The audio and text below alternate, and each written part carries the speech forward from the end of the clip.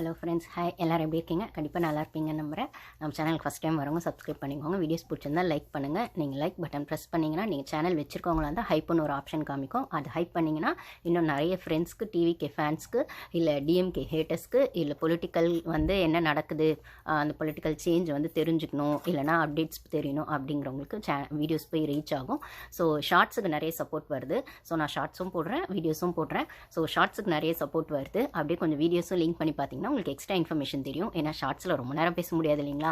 So ஒரு 3 minutes தான். அதுலேயும் நான் அது ஒரு 2 நிமிஷம் முன்னாடியே கட் பண்ணிடணும் அந்த ஷார்ட்ஸ் அப்படின்னு சொல்லும்போது கிட்டத்தட்ட ஒரு 2.5 மினிட்ஸ்க்குள்ளே இருக்கிற இன்ஃபர்மேஷன்ஸ் தான் உங்களுக்கு வரும். ஸோ வீடியோஸ் பார்த்தீங்கன்னா உங்களுக்கு எக்ஸ்ட்ரா இன்ஃபர்மேஷன்ஸ் கிடைக்கும். ஸோ ஷார்ட்ஸ் பிடிக்கிறவங்களுக்கு கண்டிப்பாக வீடியோஸும் பிடிக்கும். ஸோ நம்ம சேனலுக்கு ஃபஸ்ட் டைம் வரவங்க சப்ஸ்கிரைப் பண்ணிக்கோங்க. கண்டிப்பாக நம்மளுக்கான சப்போர்ட்டை கொடுப்பீங்கன்னு நம்புகிறேன். இப்போ தான் ரீசெண்ட் டேஸில் டிவிகே ஃபேன்ஸா இல்லை அவங்க டிஎம்கே ஹேட்டர்ஸான்னு தெரியல. இது வரைக்கும் டிஎம்கே ஃபேன்ஸ் தான் நம்ம வீடியோஸ் பார்த்துருப்பாங்க. கண்டிப்பாக திட்டிகிட்டே தான் இருப்பாங்க, இல்லைனா ஒரு லைக் கூட போட மாட்டாங்க. இப்போ தான் லைக் போட்டு சப்ஸ்கிரைப் பண்ணுறாங்க, கமெண்ட்ஸும் பாசிட்டிவாக பண்ணுறாங்க அப்படின்னு சொல்லும்போது அவங்களுக்குலாம் ரொம்ப தேங்க்ஸ். இப்போ ரீசெண்டாக கூட ஒரு சிஸ்டர் அவங்க பெரியவங்களா சின்னவங்களான்னு எனக்கு தெரியல, விஜயான்னு நினைக்கிற பேர், நான் ஃபுல் நேம் சொல்லலை. ஸோ அவங்க கமெண்ட்லாம் கொஞ்சம் போட்டிருந்தாங்க சப்போர்ட் பண்ணுற மாதிரி. அப்படின்னும் போது கமெண்ட்ஸ் பண்ணுங்கள். Comments are always welcome. Difference of ஒப்பீனியன்ஸும் வெல்கம் அப்படின்னு சொல்கிறதுல நிறைய நியூ சப்ஸ்கிரைபர்ஸ் வந்திருக்காங்க.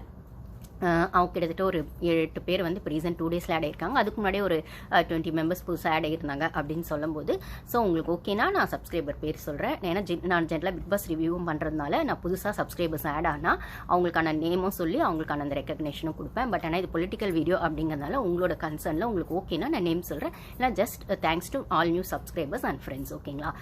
சரி, ஓகே. நம்ம இந்த வீடியோவில் என்னப்பா பார்க்க போகிறோம் அப்படின்னு சொன்னால், டெய்லி புதுசு அப்படிங்கிற மாதிரி சுவாரஸ்யமான அப்டேட்ஸ் ஏதோ ஒன்று டிவிகே கவர்மெண்ட்டில் இருந்துகிட்டே தான் இருக்குது அப்படின்னு சொல்லும்போது, இல்லை அதில் கான்ஃப்ளிக்ட்டும் இருக்குது, கான்ட்ரவர்சியும் இருக்குது, புதுசும் இருக்குது, இல்லை பழசு புதுசாக மாறின ரெனோவேஷன் விஷயங்களும் இருக்குது அப்படின்னு சொல்லும்போது, ஸோ அதை பற்றின அப்டேட்ஸை நம்ம பேச போகிறோம். அதில் ரீசெண்டாக என்னப்பா அப்படி சுட சுட இருக்குது அப்படின்னு கேட்டால், டெய்லியுமே சுட தான் சாப்பாடு அப்படிங்கிற வகையில் டெய்லி ஏதோ ஒரு விஷயம். அதில் இப்போ ரீசெண்டாக இருக்கக்கூடியது நம்மளுக்கு அண்ணாமலை சார் கட்சி அதாவது ஒரு இயக்கமாக ஆரம்பிக்க போகிறாருன்றதை பற்றி ஆல்ரெடி வீடியோ போட்டிருக்கேன், பார்க்காதவங்க போய் பாருங்கள். ஸோ அது கூடவே இப்போ நம்மளோட லதா மேடம், ரஜினிகாந்த் சார் அவங்களோட ஒய்ஃபு, அவங்களும் ஒரு இயக்கம் ஆரம்பிச்சிருக்காங்க, மக்கள் மேடை இயக்கம் அப்படின்னும்போது அதுவுமே ஃப்யூச்சரில் கட்சியாக மாறுமா அப்படிங்கிற ஒரு கொஸ்டின் போகுது. அது என்னப்பா அண்ணாமலை சார் லதா மேம் 2 பேருமான ஒரு இயக்கம் ஆரம்பிக்கிறாங்க, ஆனால் அது கட்சியாக பின்னாடி மாறாது அப்படிங்கிறது கேட்டால் இல்லை அது இயக்கம் தான் அப்படின்னு. அண்ணாமலை சார் தான் ஒரு பொலிட்டிக்கலில் இருக்கிறதுனால, பாலிடிக்ஸில் இருக்கிறதுனால ஆப்வியஸாக அது கட்சியாக மாறுறதுக்கான வாய்ப்பு இருக்குன்ற மாதிரி அங்கே ஒரு ஃபேன் பேஸ் போகுது. பட் ஆனால் லதா மேடம் சொல்லும்போது அது இல்லை கட்சியில் இல்லைப்பா ஜஸ்ட் இயக்கம் தான், நாங்கள் ஆல்ரெடி பண்ணிட்டு தான் இருந்தோம் மக்களுக்கான விஷயங்களை, ஓப்பனாக நாங்கள் எதையும் சொல்லலை, இப்போ ஓப்பனாக சொல்கிறோம் அப்படிங்கிற மாதிரி அவங்க தரப்பில் ஒரு விஷயம் எடுத்து வைக்கிறாங்க. இது அண்ணாமலை சார் கூட கிளாஷா இல்லை விஜய் சார் கூட கிளாஷா அப்படின்ற வர இடத்துல ராகவா லாரன்ஸ் அவரும் ஒரு புது ட்ரெண்டில், நான் மட்டும் அரசியலுக்கு வரக்கூடாதா, நானும் அரசியலுக்கு வரேன்ப்பா, நான் அரசியலுக்கு வரணுமா வேணாமான்ற டெசிஷனை ஜனங்ககிட்டே விட்டுறேன் அப்படின்னு அவர் ஒரு வீடியோ வெளியிடுறாரு.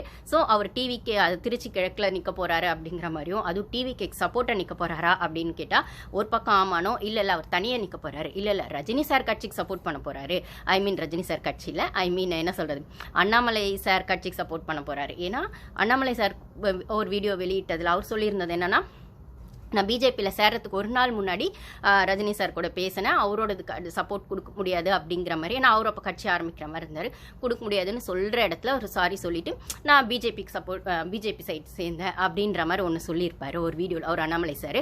ஸோ ரஜினி சார் பேர் இப்போ எல்லா இடத்துலையும் அடிப்படுது அப்படிங்கிறது மட்டும் யதார்த்தமான உண்மை. சரி, பேர் அடிப்பட்டால் மட்டும் போதுமா? பேர் அடிப்பட்டாலே பாலிடிக்ஸ்குள்ளே என்னமோ பண்ணுறாங்க, இல்லை ஒன்று சொல்லுவாங்க எங்களை ஒரு டைலாக், ஒன்று நம்ம யாருக்காச்சும் ப்ராப்ளமாக இருக்கணும், இல்லைன்னா பிரபலமாக இருக்கணும், அப்போ தான் நம்ம இல்லாத இடத்துல நம்மளை பற்றி பேசுவாங்க அப்படிங்கிற மாதிரி. அவர் கட்சியில் டைரக்டாக எந்த கட்சியிலையும் ரஜினி சார் இல்லை, அவருக்குன்னு தனி கட்சியும் இல்லை, அவர் பாலிடிக்ஸ்லையும் இல்லை அப்படிங்கிறத அவரே சொல்கிறாரு. மரியாதை நிமித்தமாக தான் முக ஸ்டாலினை கூட போய் பார்த்தோம். விஜய் வந்ததில் எனக்கு ஹாப்பி தான், என்ன ஒரு அதிர்ச்சியான ஒரு ஹாப்பி, ஒரு ஆச்சரியமான ஹாப்பி அப்படிங்கிற மாதிரி. எனக்கே அவர் மேலே போகிறாம, எனக்கும் அவருக்கும் கிட்டத்தட்ட 25 இயர்ஸ் ஆஃப் அந்த ஏஜ் டிஃப்ரென்ஸ் இருக்குது. அப்படி இருக்கும்போது நான் ஏன் அவரை பார்த்து பொறாமப்பட போகிறேன்? அவரே ப்ரெஸ் மீட்டை கூப்பிட்டோ சொல்லிட்டாருன்னும் போது பாலிடிக்ஸ்க்கும் அவருக்கும் ரொம்ப தூரங்கிறத அவர் எல்லா இடத்துலையும் சொல்லும்போது இப்போ அவங்க ஒய்ஃப் வந்து ஒரு இயக்கம் ஆரம்பிக்கிறாங்க அப்படின்னா, ஆனால் அது ரஜினி சாருக்கும் அதுக்கும் தொடர்பில்லை அப்படிங்கிறதையும் சொல்கிறாங்க. அப்படின்னா தொடர்பில்லை அப்படின்னு சொன்னாலுமே ரஜினி சார் வீட்டிலேருந்து தான் அது ஆரம்பிக்குது, ரஜினி சார் ஒய்ஃப் கிட்டேருந்து தான் அது ஆரம்பிக்குது அப்படின்னு சொல்லும்போது ரஜினி சாருக்கான ஒரு பேஸ் அங்கே போவாங்க. இல்லை யார் வேணால் சேர்ந்துக்கலாம் இந்த இயக்கத்தில், ஏன் அண்ணாமலை சாருமே கூட வந்து சேர்ந்துக்கலாம் அப்படின்னு அவங்க ஃபன்னாகவும் ஒரு வீடியோவில் சொல்லியிருக்காங்க லதா ரஜினிகாந்த் அவர்கள் அப்படின்னு சொல்லும்போது. ஸோ இது எல்லாமே பாலிடிக்ஸில் நடக்கிற ஒரு சுவாரஸ்யமான விஷயங்களாக இருந்தாலுமே எல்லாமே ஒரு ஆரம்ப கட்டத்துக்கான விஷயங்கள். இது போக போக எப்படி போகும் அப்படின்னு அந்த கட்சி டிசைட், அந்த இயக்கம் டிசைட் பண்ணுமா, அந்த கட்சி டிசைட் பண்ணுமா, எதிர்கட்சியாக செயல்படக்கூடிய அது இப்போ எதிர்கட்சியாக செயல்படக்கூடிய டிஎம்கே ஏதாச்சும் பண்ணுமா அப்படின்னும் போது அவங்க எதிர்கட்சியாக இருக்கிறத விடவும் புலம்பிட்டு இருக்கிறதா ஜாஸ்தியாக இருக்குன்றதை பார்க்க முடியுது.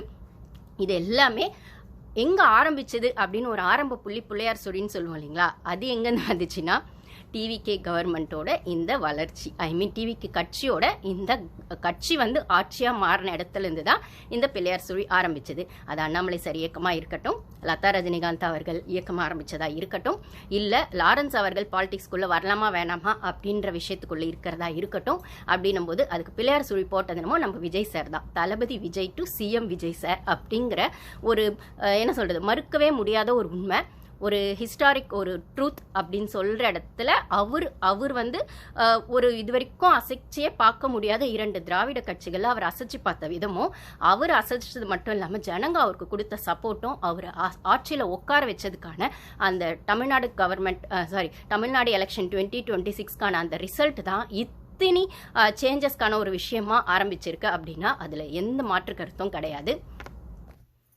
சரி, ஓகேப்பா, இது ஒரு பக்கம் இருக்கட்டும். இப்போ வந்து டிவிகேல நிறைய மற்ற பார்ட்டிஸ்லேருந்து புதுசாக வந்து டிவிகேல ஜாயின் பண்ணுறாங்க அப்படிங்கிறத ஒரு விழாவாகவே கொண்டாடியிருக்காங்க, நடத்தியிருக்காங்க அப்படின்னு சொல்லலாம். சரி, ஓகே, மக்களுக்கு அது கொண்டாட்டும், டிவிகேக்கு வந்து அது ஒரு என்ன சொல்கிறது, ஒரு ஈவெண்ட்டாக நடத்தினாலுமே மக்கள் அதை செலிப்ரேட் பண்ணுறாங்க. டிவிகேக்கு வந்து அது ஒரு வளர்ச்சி அப்படின்னு வச்சுக்கிட்டாலுமே இந்த ஒரு மாறுதல் மாற்றம் அப்படிங்கிறது எந்த எலெக்ஷன்லையுமே இல்லை எந்த சீசன்லையுமே பார்க்காத ஒரு விஷயமா இருக்குது. என்னப்பா மற்ற கட்சியிலேருந்து இந்த கட்சிக்கு வராங்க அப்படின்னா அது வந்து அவங்கவுங்க கவர்மெண்ட் ஆஃபீஸ், இப்போ அண்ணா அறிவாலயம்னு இருக்குது, டிஎம்கேக்கு தனியாக ஆஃபீஸ் இருக்க மாதிரி ஏடிஎம்க்கு தனியாக ஆஃபீஸ் இருக்குது, இல்லை காங்கிரஸ்க்கு தனியாக அப்படின்னு இருக்கும்போது அங்கே பண்ணிக்குவாங்க. இல்லை அது நியூஸில் சொல்லும் போது தான் நம்மளுக்கு தெரியும்னா, இப்போ அது ஒரு ஈவெண்ட்டாகவே நடத்தி மக்களுக்கு ஒரு டிரான்ஸ்பரண்ட்டாக இதுதான் நடக்குது இந்த கவர்மெண்ட்டில் அப்படின்னு சொல்கிற இடத்துல மக்களுக்கு இந்த விஷயங்கள்லாம் தெரிய வருது அப்படின்றதே ஒரு பெரிய சேஞ்ச் தான். ஸோ டிவிகேல என்ன நடக்குது, டிவிகே கட்சி வந்து ஆட்சியாக மாறின பிறகு என்ன மக்களுக்கு செய்கிறாங்க, இல்லை அந்த கட்சிக்குள்ளே என்ன நடக்குது